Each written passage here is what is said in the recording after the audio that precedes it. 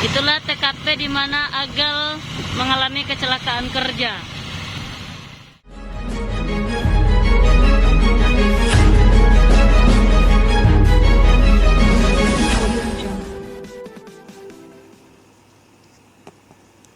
Terjadi sebuah kecelakaan pada proyek konstruksi jembatan Sugak Talang Maua, dengan kontraktor CV Sarana Konstruksi, yang bertempat di Kenagarian Talang Maur Kecamatan Mungka Kabupaten 50 Kota Provinsi Sumatera Barat, pada hari Senin tanggal 18 Oktober tahun 2021 lalu.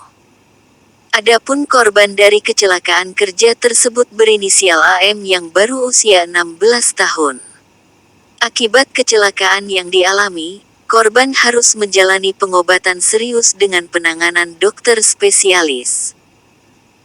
Korban AM yang baru berusia 16 tahun, saat menjalani perawatan medis di RSUD Ahmad Darwis mendapatkan hasil ronsen mengalami deformitas, atau kelainan bentuk pada tulang belakang disebabkan karena saraf kejepit, patah tulang ataupun peradangan. Setelah dilakukan pemeriksaan dan perawatan selama 6 hari di RSUD Dr. Ahmad Darwis Suliki, dokter spesialis bedah memberikan informasi bahwa korban mengalami cedera di bagian tulang belakang, dan luka ringan bagian bahu, kaki dan punggung sehingga selanjutnya dirujuk ke dokter spesialis ortopedi RSUPM Jamil Padang untuk dilakukan pemeriksaan meriskan.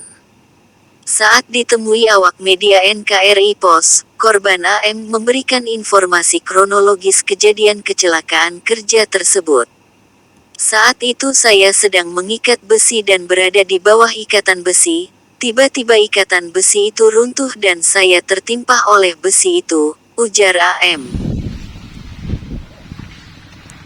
Mendapatkan informasi dari korban tersebut, selanjutnya awak media NKRI Pos melakukan peninjauan ke tempat kejadian kecelakaan di proyek konstruksi pembangunan jembatan Sugak Talang. Itulah TKP di mana Agal mengalami kecelakaan kerja.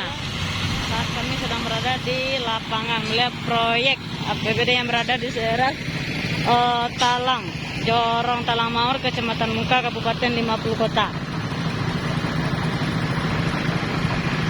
Tampak para pekerja tidak menggunakan alat pelindung diri. Untuk kondisi kami lihat sampai saat ini, para pekerja tidak menggunakan APD yang dimaksud dengan alat pelindung diri. Dalam melaksanakan pekerjaan di proyek konstruksi, pembangunan jembatan, perbaikan jalan, dan lainnya juga harus memperhatikan keselamatan saat bekerja. Oleh karenanya, alat pelindung diri wajib mereka gunakan untuk menjaga keamanan dan keselamatan kerja yang penuh risiko kecelakaan yang bisa saja terjadi. Kecelakaan ini meliputi tertimpa oleh benda yang berat dan keras, terjatuh dari tempat yang tinggi, tertusuk maupun terpotong oleh benda yang tajam, terkena zat kimia berbahaya, pendengaran rusak karena suara kebisingan, terbakar dan terkena aliran listrik, dan masih banyak lagi yang lainnya. Untuk itu, perlu adanya alat pelindung diri atau biasa disebut dengan APD. Alat ini harus memenuhi persyaratan yang dapat memberikan perlindungan efektif pada berbagai jenis bahaya.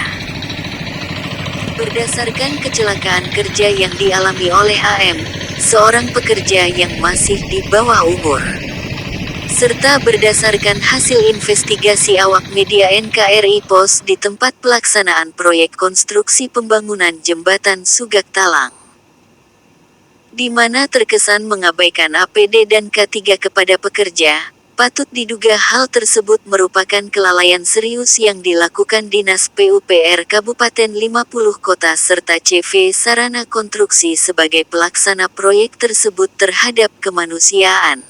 Berdasarkan Undang-Undang Republik Indonesia Nomor 13 Tahun 2003 tentang Ketenagakerjaan Pasal 87 Ayat 1 disebutkan setiap perusahaan wajib menerapkan sistem manajemen keselamatan dan kesehatan kerja yang terintegrasi dengan sistem manajemen perusahaan.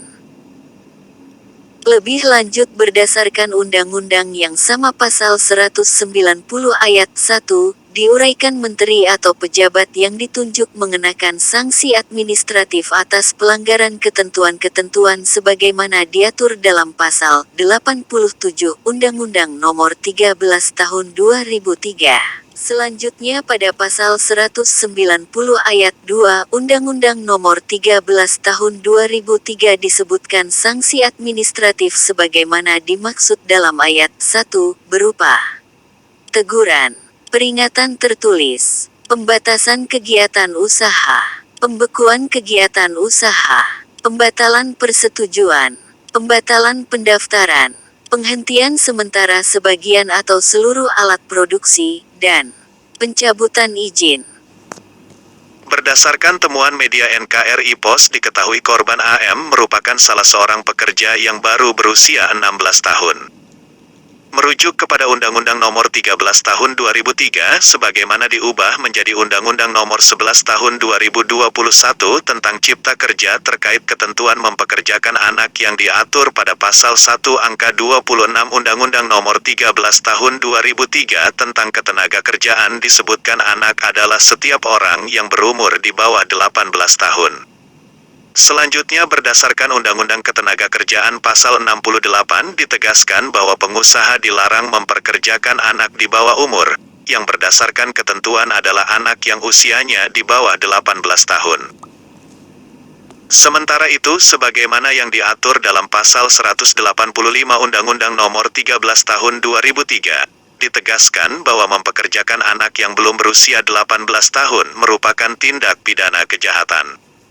Hal tersebut diatur dengan ancaman bagi pengusaha atau perusahaan yang masih mempekerjakan anak yang belum berusia 18 tahun adalah pidana penjara paling singkat 1 tahun dan paling lama 4 tahun dan atau denda paling sedikit 100 juta rupiah dan paling banyak 400 juta rupiah, sehingga jelas mempekerjakan anak di bawah umur dapat dipidana. Selain itu diatur juga tentang sanksi mempekerjakan anak di bawah umur menurut Undang-Undang Perlindungan Anak, yang diatur dalam Pasal 76 Undang-Undang Nomor 35 Tahun 2014 tentang perubahan atas Undang-Undang Nomor 23 Tahun 2002 tentang Perlindungan Anak yang menyatakan bahwa setiap orang dilarang menempatkan, membiarkan, melakukan, menyuruh melakukan, atau turut serta melakukan eksploitasi secara ekonomi dan atau seksual terhadap anak.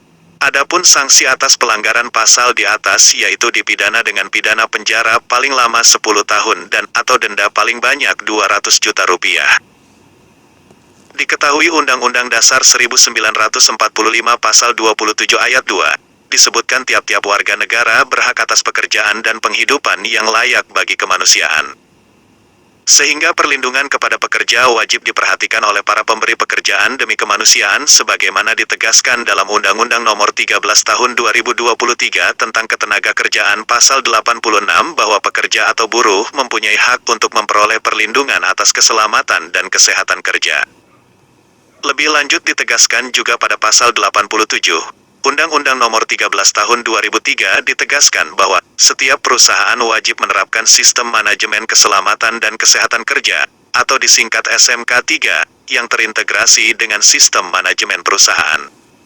Mengingat proyek pembangunan jembatan merupakan sebuah pekerjaan konstruksi sehingga sebagaimana diatur dalam Undang-Undang Nomor 18 Tahun 1999 tentang jasa konstruksi pada ketentuan umum, ditegaskan penyelenggara pekerjaan konstruksi wajib memenuhi ketentuan tentang keteknikan, keamanan keselamatan dan kesehatan kerja, perlindungan tempat kerja dan lingkungan untuk memenuhi tertib penyelenggaraan pekerjaan konstruksi. Selanjutnya juga pada peraturan yang sama Undang-Undang Nomor 18 Tahun 1999 tentang jasa konstruksi Pasal 22 tentang kontrak kerja konstruksi disampaikan. Kontrak kerja konstruksi sekurang-kurangnya harus mencakup uraian mengenai perlindungan tenaga kerja yang memuat ketentuan tentang kewajiban para pihak dalam pelaksanaan K3 serta jaminan sosial. Selanjutnya pada Pasal 23 tentang penyelenggaraan pekerjaan konstruksi pada ayat 2, disampaikan penyelenggaraan pekerjaan konstruksi wajib memenuhi ketentuan tentang keamanan, keselamatan dan kesehatan kerja, perlindungan tenaga kerja serta tata lingkungan setempat untuk menjamin terwujudnya tertib penyelenggaraan pekerjaan konstruksi. Kemudian juga berdasarkan investigasi awak media, Tempat lokasi proyek diduga mengabaikan Undang-Undang Nomor 1 Tahun 1970 tentang Keselamatan Kerja. Sebagaimana disebutkan pada pasal 14 Undang-Undang Nomor 1 Tahun 1970. Pengurus diwajibkan secara tertulis menempatkan dalam tempat kerja yang dipimpinnya semua syarat keselamatan kerja yang diwajibkan. Sehelai undang-undang ini dan semua peraturan pelaksanaannya yang berlaku bagi tempat kerja yang bersangkutan, pada tempat-tempat yang mudah dilihat dan terbaca dan menurut petunjuk pegawai pengawas atau ahli keselamatan kerja. Memasang dalam tempat kerja yang dipimpinnya semua gambar keselamatan kerja yang diwajibkan dan semua bahan pembinaan lainnya pada tempat-tempat yang mudah dilihat dan terbaca menurut petunjuk pegawai pengawas atau ahli keselamatan kerja. Menyediakan secara cuma-cuma semua alat perlindungan diri yang diwajibkan pada tenaga kerja yang berada di bawah pimpinannya dan menyediakan bagi setiap orang lain yang memasuki tempat kerja tersebut, disertai dengan petunjuk-petunjuk yang diperlukan menurut petunjuk pegawai pengawas atau ahli keselamatan kerja.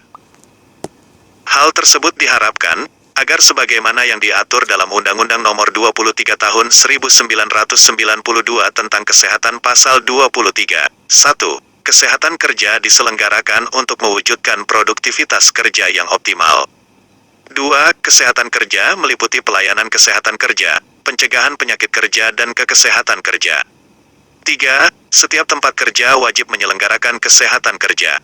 Selain itu juga menjadi penerapan terhadap Undang-Undang Nomor 14 Tahun 1969 Bab 4 tentang Pembinaan Perlindungan Kerja. Sebagaimana dalam pasal 9 disampaikan tiap tenaga kerja berhak mendapatkan perlindungan atas keselamatan kesehatan, kesusilaan, pemeliharaan moral kerja serta perlakuan yang sesuai dengan martabat manusia dan moral agama. Selain itu juga disampaikan dalam pasal-pasal 10 Undang-Undang Nomor 14 Tahun 1969 bahwa pemerintah membina perlindungan kerja yang mencakup 1. Norma keselamatan kerja. 2. Norma kesehatan kerja dan higiene perusahaan. 3. Norma kerja. 4. Pemberian ganti kerugian, perawatan, dan rehabilitasi dalam kecelakaan kerja. Kemudian diharapkan pemberi kerja juga diharapkan dapat menjalankan Undang-Undang Nomor 3 Tahun 1992 tentang Jaminan Sosial Tenaga Kerja. Sebagaimana diatur dalam pasal 3 ayat 2 bahwa setiap tenaga kerja berhak atas jaminan sosial tenaga kerja. Dan juga pada pasal 8 ayat 1 disampaikan tenaga kerja yang tertimpa kecelakaan kerja berhak menerima jaminan kecelakaan kerja. Terakhir sebagaimana diatur dalam pasal 10 ayat 1 ditegaskan, pengusaha wajib melaporkan kecelakaan kerja yang menimpa tenaga kerja kepada kantor Departemen Tenaga Kerja dan Badan Penyelenggara dalam waktu tidak lebih dari 2 kali 24 jam. Melihat dari hasil investigasi media NKRI POS, berdasarkan Undang-Undang Nomor 40 Tahun 1999 tentang Pers Pasal 3 disebutkan Pers Nasional mempunyai fungsi sebagai media informasi, pendidikan, hiburan, dan kontrol sosial. Sehingga menindaklanjuti temuan media NKRI POS ini diharapkan Dinas PUPR Kabupaten 50 Kota dapat mengevaluasi survei sarana konstruksi sebagai pelaksana pekerjaan proyek konstruksi jembatan Sugak Talang Mauwa. NKRI POS 50 Kota Ayam melaporkan.